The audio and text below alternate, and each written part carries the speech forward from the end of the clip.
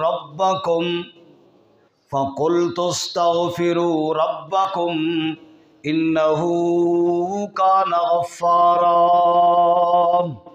یرسل السماء علیکم مدرارا وَيُمْدِدْكُمْ بِأَمْوَالٍ وَبَنِينَ وَيَجْعَلْ لَكُمْ جَنَّاتٍ وَيَجْعَلْ لَكُمْ أَنْهَارًا۔ نوح علیہ السلام کہتے ہو لوگو استغفروا ربکم، استغفار کرو نا اپنے رب کے سامنے، انہو کان غفارا، بے شک وہ بہت بخشنے والا ہے۔ استغفار کرو گے تو کیا ہوگا؟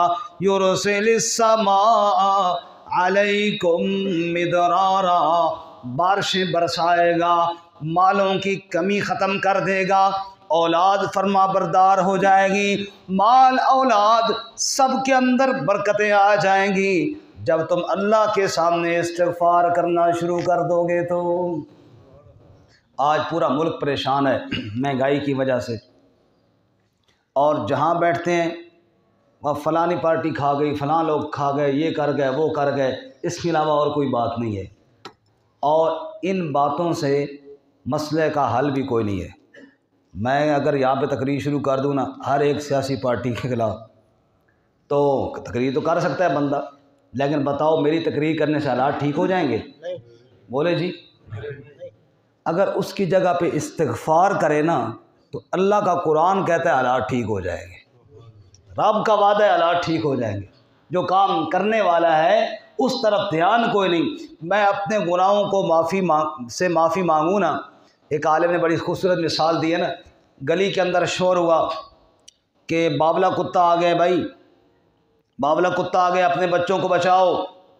تو والدہ روٹی پکا رہی تھی، اس کو خیال ہوا کہ میرا چھوٹا بچہ بھی باہر کھیلنے گیا ہے، وہ جلدی سے روٹی ادھر چھوڑ کر بھاگتی ہے، دروازے کے باہر دیکھا بچہ کھڑا ہوا ہے، اس کو لایا اندر، دروازہ بند کیا۔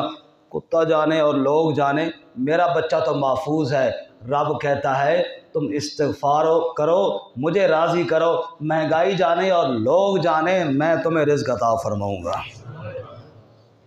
میں تحدیث بالنعمت کے طور پر، یہ کوئی فخر تکبر کے لیے نہیں، جتنے آپ لوگ بیٹھے ہیں شاید میری تنخواہ سب سے کم ہو، لیکن ماشاءاللہ سب سے زیادہ الحمدللہ اللہ ہمیں کھلاتا ہے، سمجھ؟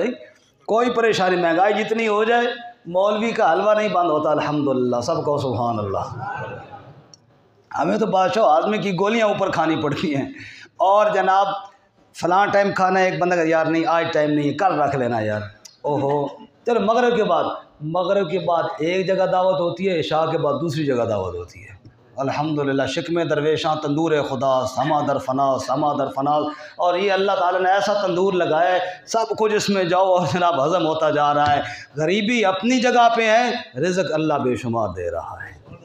یہ کیا ہے؟ رب کے ساتھ جب تعلق ہوگا میرے بھائی، حالات جیسے بھی آئیں گے اللہ تعالیٰ تیرا رزق کم نہیں ہونے دے گا، یہ اللہ کا وعدہ ہے۔ تو بجائے اس کے کہ کبھی کس پارٹی کو گالیاں دو، کبھی کس کو گالیاں دو، رب کے سامنے استغفار کرو، رب کے سامنے استغفار کر، تاکہ اللہ تیری مشکل تو حل کرے۔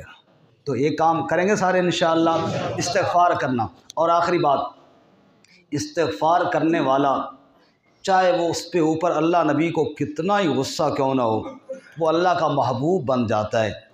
احد کے میدان